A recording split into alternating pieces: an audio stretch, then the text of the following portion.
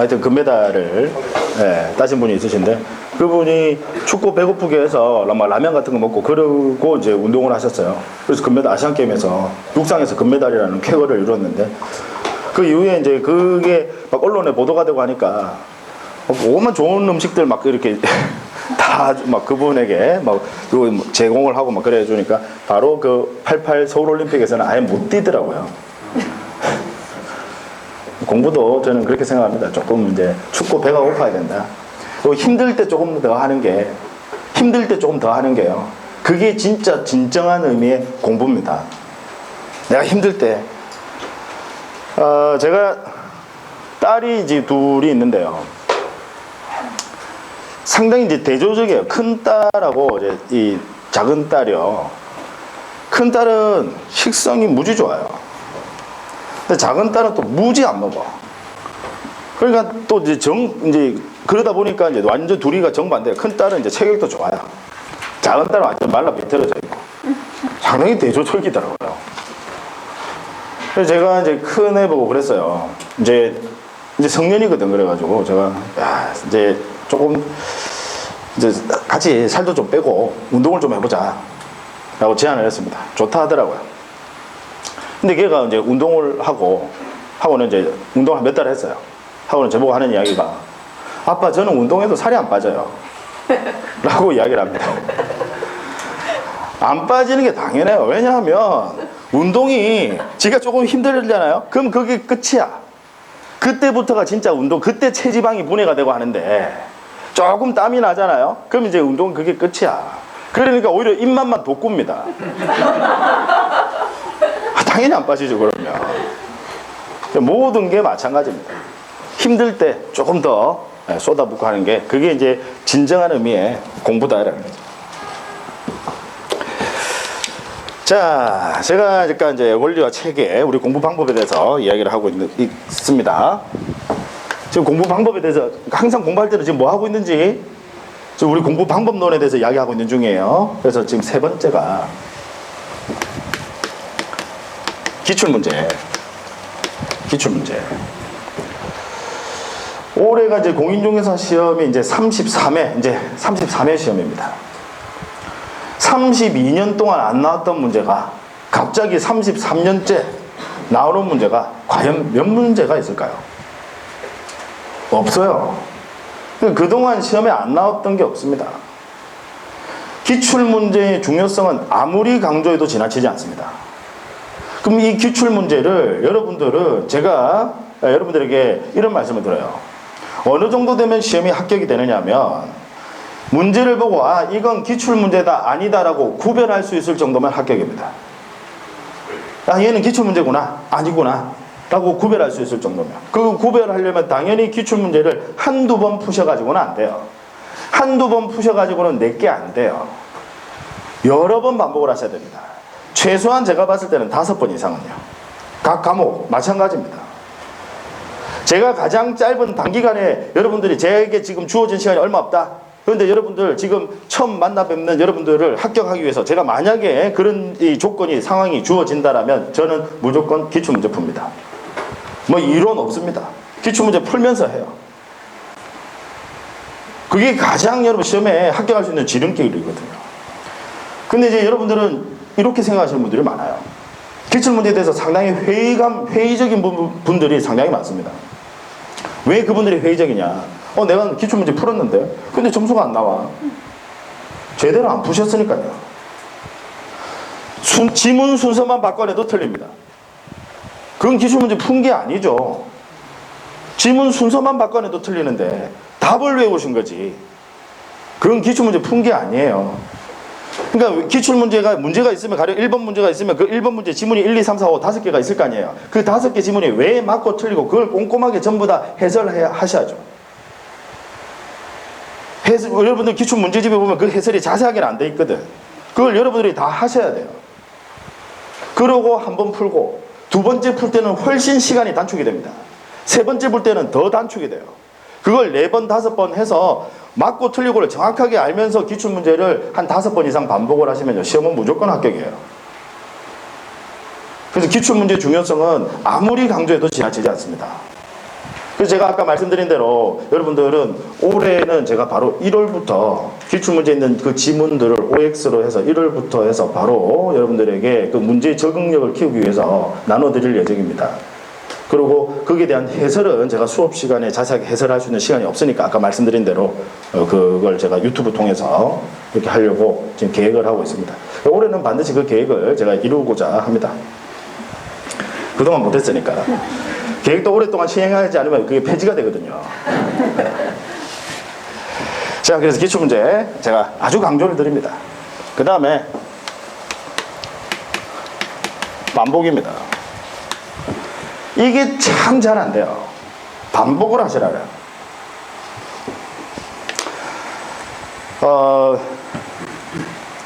제가 좋아하는 그 개그맨 중에서요, 그분 뭐 다른 것 때문에 좋아하는 게 아니라 참 재능이 많은 것 같아서 그분을 좋아하는데, 정종철 씨라고 있어요. 옥동자. 그분이 여러분 영어를 잘하세요. 영어를 잘하세요. 그래서 예전에 어디 그 언론에서 이제 인터뷰를 한 내용을 제가 봤었는데, 왜 영어를 그렇게 잘하느냐고 물어봤더니 자기가 좋아하는 그 헐리우드 영화가 있었대요. 그 영화를 100번 넘게 봤대요. 그분 이야기입니다. 100번 넘게 봤대요. 그래서 대사까지 다 외운답니다. 아예 대사까지 다 외운대요. 그러니까 자연스럽게 영어가 되더래요. 우리 왜 경제학에서도 한계 효용 체감의 법칙이라는 게 있거든. 쉽지가 않습니다. 반복이라는 게. 무슨 이야기냐면, 제가 예전에 이제 그 정종철 씨 그 이야기를 듣고서요, 제 아이한테 영어 교육 다른 거 안 시키고 내가 이걸 반복해서, 그래 애들이 처음에 보니까 예전에 그 토이스토리라는 그 애니메이션이 있거든요. 그걸 되게 좋아하더라고요. 그래서 집에다가 그 애들이 더 좋아하게끔 하기 위해서 서라운드 장치까지 다 해가지고 처음에 보여줬어요. 무지무지 좋아요. 우리나라 말도 잘 못할 때요, 그 영어 노래를 막 따라 하더라고요. 무지무지 좋아요. 2번, 3번 보여주는데 한계 효용이 급격히 체감을 하더라고요. 2번째 보여주니까 이제 처음 볼 때보다 별로 안 좋아해. 3번째 보니까 더 별로 안 좋아해. 한 4번 정도 보니까 이제 더 안 보려고 해. 그거 보여주면 이제 싫어해. 사람이 다 그렇거든요. 그래서 상당히 많은 분들이요, 반복을 하는 걸 싫어요. 했던 걸 또 하는 걸 싫어합니다. 여러분들 여기 보시면 여러분 예전에 봤던 영화 내용 기억 안 나시죠? 예를 들어 뭐 예전에 보셨던 한 20년 전에 봤던 영화 내용 기억나세요? 안 나실 거예요. 근데 그 영화 다시 보라고 하면요, 안 보세요. 대부분의 분들이에요. 내가 한번 봤던 영화라고 안 보신다고요. 아마 다시 보면 또 다른 재미가 있을 거거든요. 근데 그걸 안 하세요. 올해는 제가 이제 뭐 코로나 때문에도 그렇고 뭐 시험장에 가보진 않았었는데, 예전에 시험장에 한번 제가 뭐 응원차 한번 갔던 적이 있었는데 깜짝 놀랐습니다. 상당히 많은 분들이 시험장에 들어가시는데요, 캐리어를 끌고 가시는, 등산 가방을 메고 가세요. 큰 가방을요. 그 안에 뭐 들었겠습니까? 오만 책을 다 집어넣은 거예요. 사실 봤던 책을 또 보고 하는 게 중요하거든요. 그런데 이 책 보고 그러면 이제 이 책은 던져, 또 다른 책, 또 다른 책, 그러다 보니까 책만 엄청 쌓여요. 그럼 시험장에 갈 때는 불안하니까 이 책도 가져가고 이 책도 가져가고, 그러니까 막 캐리어 끌고 가시는 거예요. 절대로 반복을 하셔야 되거든요. 봤던 걸 또 보셔야 돼요. 그러고 또 보셔야 돼요.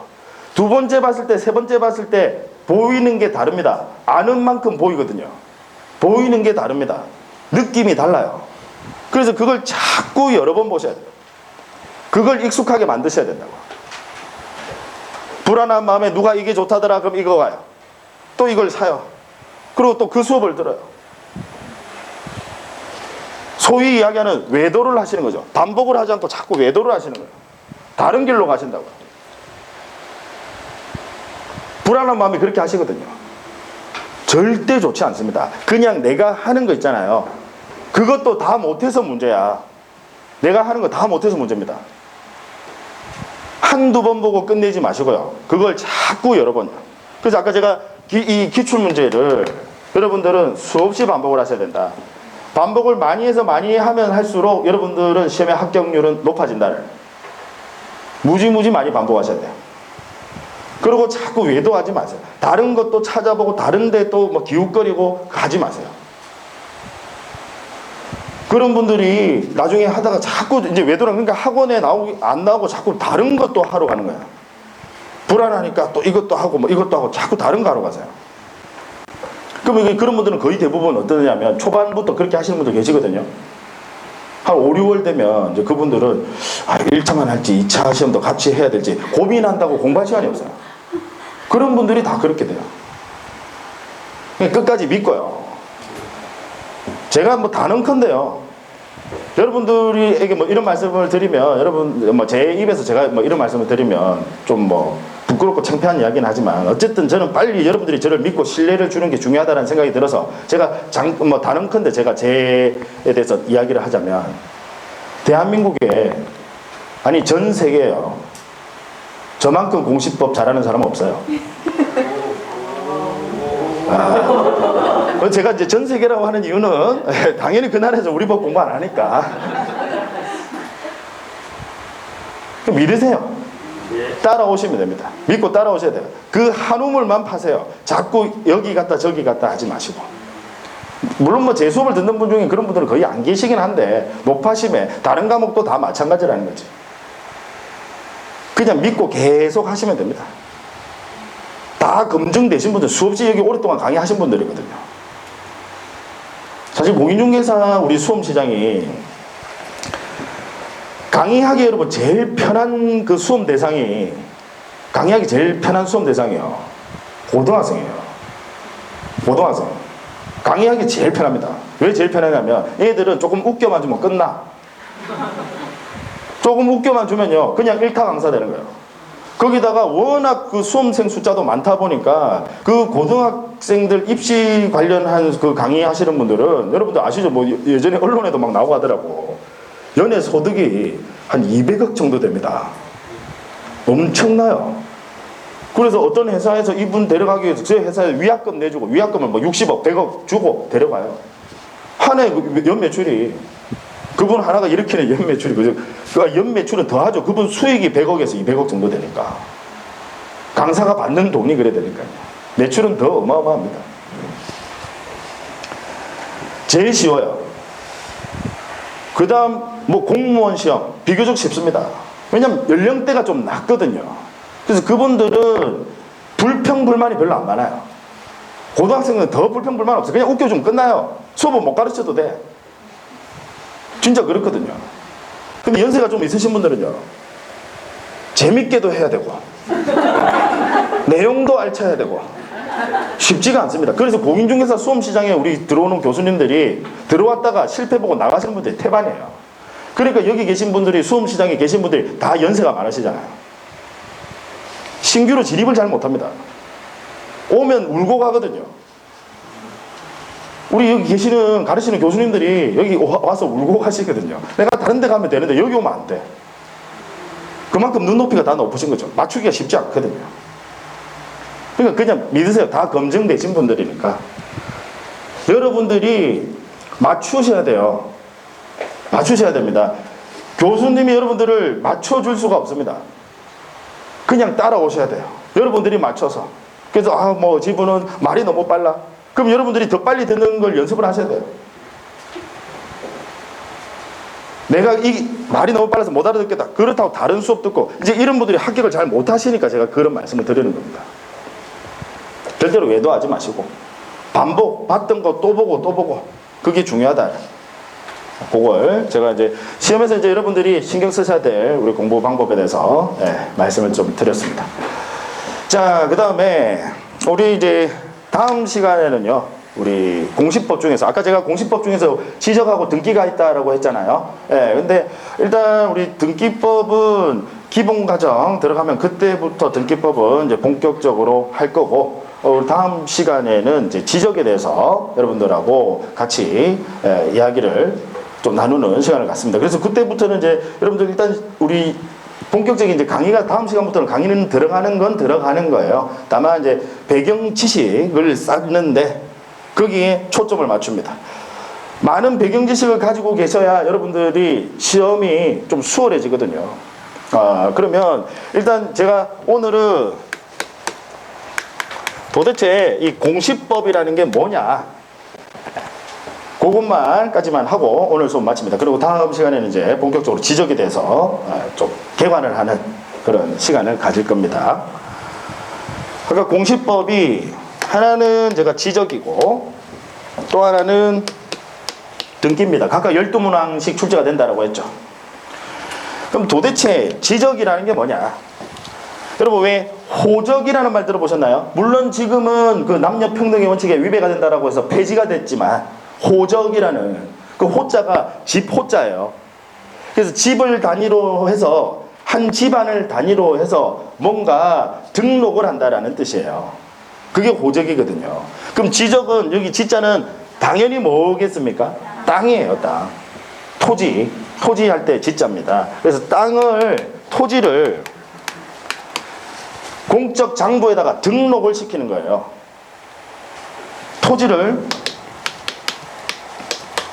그 공적 장부를 우리는 뭐라고 하냐면 지적 공부라고 합니다.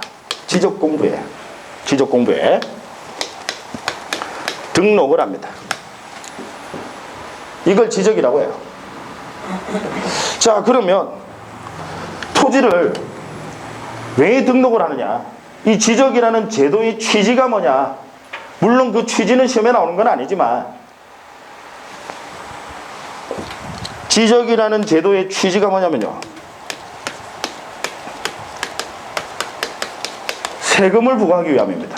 최초의 목적은요, 지적이라는 제도 나온 취지가 뭐냐면 세금 부과가 그 국가의 목적이에요.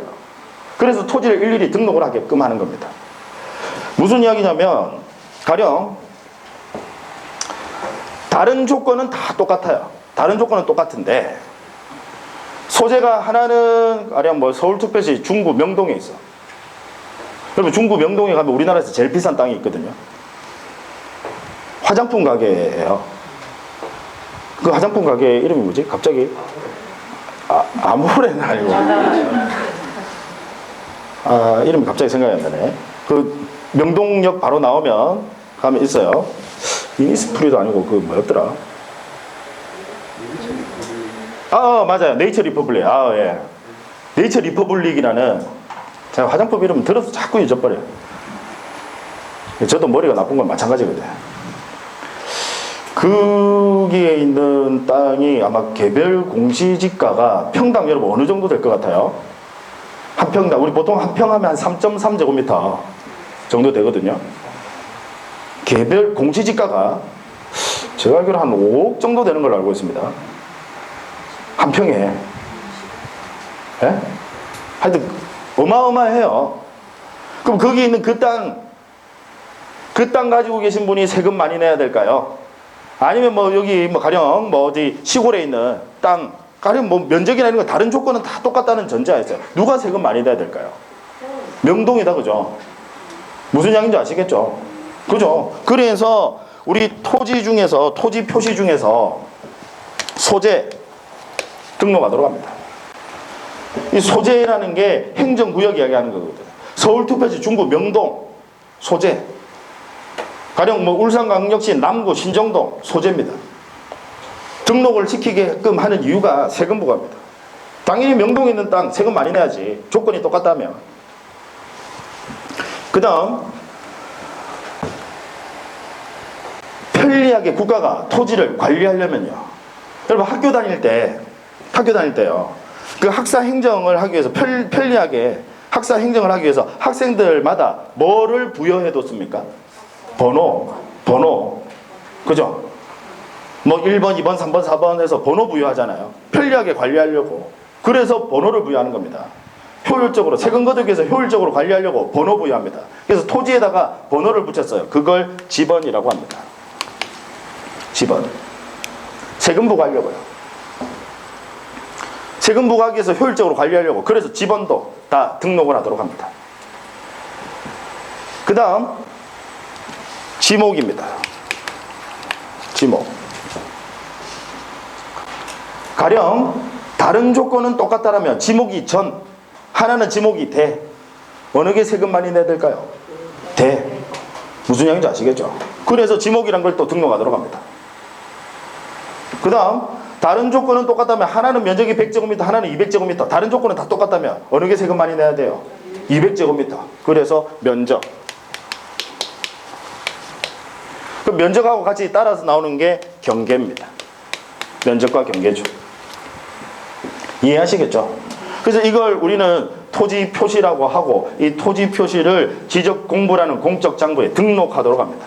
그래서 최초의 목적 취지는 세금을 부과하기 위한 게 그 목적이다라는 거죠. 자, 그 다음 등기입니다. 등기는 권리관계를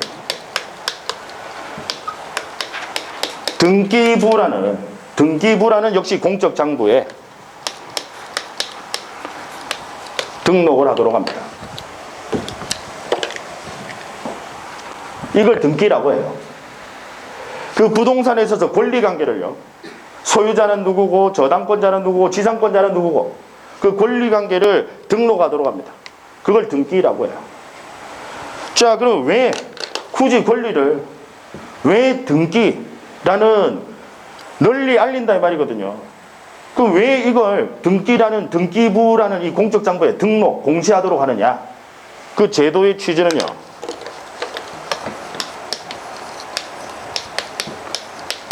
대항력입니다. 원칙적으로 권리는 그 상대방에 대해서만 자신의 권리를 주장할 수 있습니다. 가령 예를 들어서요, 제가 이분에게 돈을 1억 원을 빌려줬어요. 그럼 저는 돈 받을 권리가 있죠. 그걸 채권이라고 합니다. 특히 돈 받을 권리니까 금전 채권이라고 해요. 자, 갑자기 옆에 계신 분한테 1억 원 주세요. 할 수 있습니까? 없어요. 오로지 이분에게만 나의 권리를 주장, 행사할 수가 있습니다. 무슨 이야기인지 아시겠죠? 그런데 이 권리를요, 등기부라는 이 공적 장부에다가 등록, 공시를 하게 되면 이때부터는요, 제3자 누구에 대해서도 권리를 주장할 수 있습니다. 이게 등기제도의 취지입니다. 예를 한번 들어볼게요. 가령 갑이라는 사람이 이 X라는 부동산의 소유자입니다. 이 소유자 갑이 을과 임대차 계약을 체결합니다. 빌려주고 빌려 쓰기로 하는 그 계약을 체결합니다. 다만 계약을 체결을 하는데, 임대차 계약을 체결하는데 여기서 임자가 뭐냐면 차임할 때 임자입니다. 즉 월세 받는다 이 말이죠. 이걸 임대차라고 합니다. 우리 빌려주고 빌려 쓰는 계약을 대차계약이라고 하거든요. 대차계약인데 나중에 그 물건을 그대로 돌려줘요. 이제 쓰고 난 뒤에 그대로 돌려줍니다. 다만 돌려주는데 여기에 대해서 임대료, 차임, 월세 지급합니다. 그걸 임대차라고 해요. 자, 근데 다른 걸 예를 들어볼까요? 우리 대차계약. 대차에는 아까 임대차가 있고요. 임대차. 자, 가령 제가 이제 여러분들에게 펜이 필요해서 잠깐 빌립니다. 잠깐 빌려요. 역시 대차계약입니다. 빌리고 빌려 쓰는 대차계약인데, 그럼 그 물건 그대로 돌려준, 나중에 쓰고 그대로 돌려준다, 그죠? 그대로 돌려주는데, 제가 빌려 쓰면서 이분이 빌려준 사람이 임대료 받아요? 안 받잖아요. 물론 받기로 하는 계약을 체결할 수도 있는데 안 받잖아요. 안 받고 빌려 쓰고 나중에 돌려줍니다. 그걸 뭐라고 하느냐면 사용대차계약이라고 합니다. 그럼 임대차와 사용대차의 차이는 뭐냐? 임대차는 유상이다, 그죠?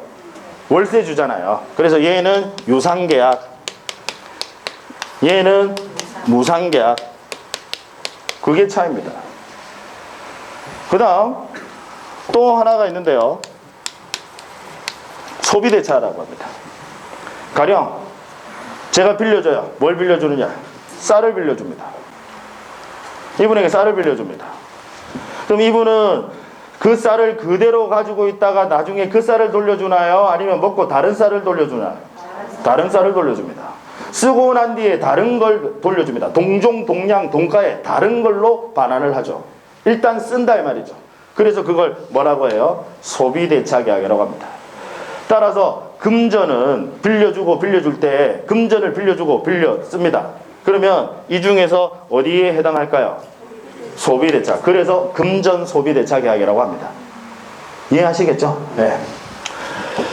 자, 그래서 임대차 계약을 이제 체결을 했어요. 갑과 을이. 가령 계약 기간을 임대차 계약에 우리 계약 기간을 2년으로 정했습니다. 서로 간에 약정을 했다. 자, 그러면 이 을이라는 사람은 이 임대차 계약을 체결했기 때문에 무슨 권리가 발생을 하느냐면 임차권이라는 쓸 수 있는 권리가 발생합니다. 계약을 체결했기 때문에. 갑과 을이 임대차 계약을 체결하지 않았으면 을에게는 임차권이라는 권리는 발생하는 게 아니에요. 계약을 체결했기 때문에 임차권이란 쓸 수 있는 권리가 생긴 거죠. 자, 이 임차권이라는 권리는요, 계약을 통해서 나온 권리는 알아두셔야 됩니다. 알아두셔야 돼요. 물론 나중에 또 설명을 드리겠지만 채권입니다. 계약을 통해서 나온 권리는 뭐라고요? 채권. 이 채권이라고 하는 권리는 오로지 그 계약의 상대방에 대해서만 권리를 주장할 수 있지 다른 사람에게는 권리 주장을 못해요. 나의 임차권을 다른 사람에게는 권리 주장을 못해.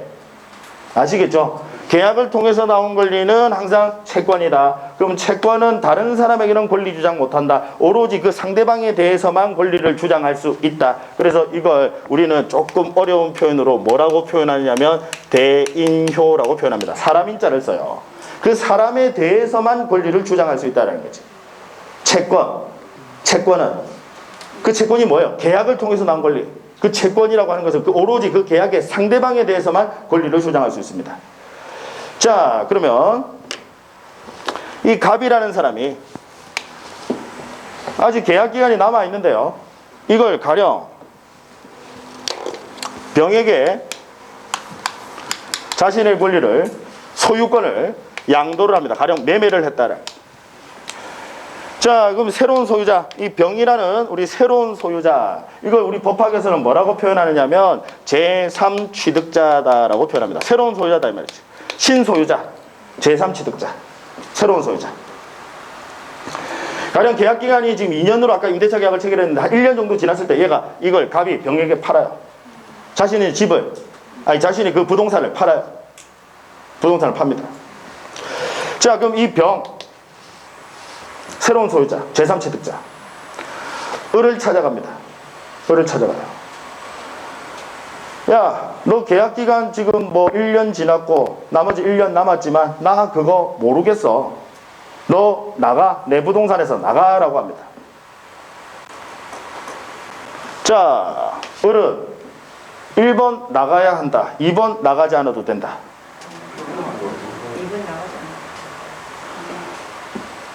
그죠? 일단 답은 1번입니다. 나가야 한다. 나가야 한다.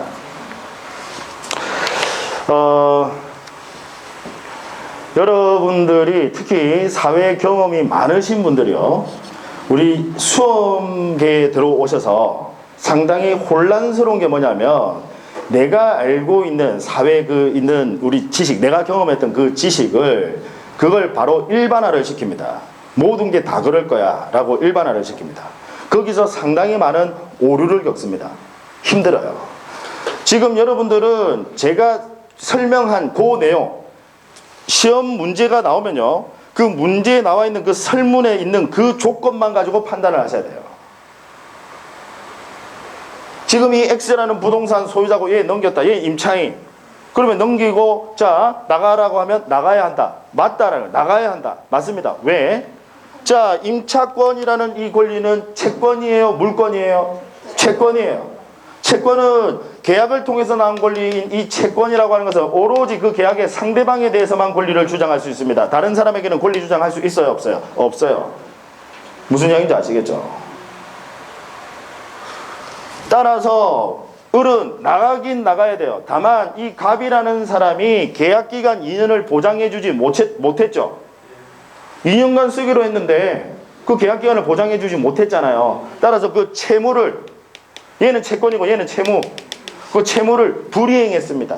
따라서 채무 불이행에 따른 손해배상 책임을 을은 갑에게 물을 수 있으면 변론으로 하고요. 집은, 부동산은 나가주셔야 돼요. 그러면 이걸 안 나갈 수 있는 방법이 있습니다.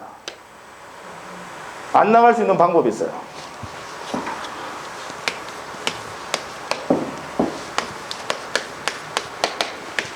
등기입니다. 임차권을요, 등기하게 되면 그때는 대항력이 생겨요. 아시겠죠? 임차권을 등기하게 되면 그때는 대항력이 생깁니다. 따라서 만약에 임차권 등기를 했다. 그러면 계약기간 남았어요. 자, 새로운 제3취득자가 나가라고 한다. 즉 명도를 요구합니다. 나가야 됩니까? 나가지 않아도 됩니까? 나가지 않아도 된다는 거죠. 등기하게 되면요. 이해되십니까? 네. 자, 중요한 부분이에요. 여러분 다시, 계약을 통해서 나온 권리는 채권이다. 채권은 오로지 그 상대방에 대해서만 권리를 주장할 수 있다. 다른 사람에게는 권리 주장 못한다는 거. 아시겠죠? 다만 뭘 하게 되면, 등기를 하게 되면 그때는 제3자 누구에 대해서도 자신의 권리를 주장, 행사할 수 있다는 거. 그게 등기입니다.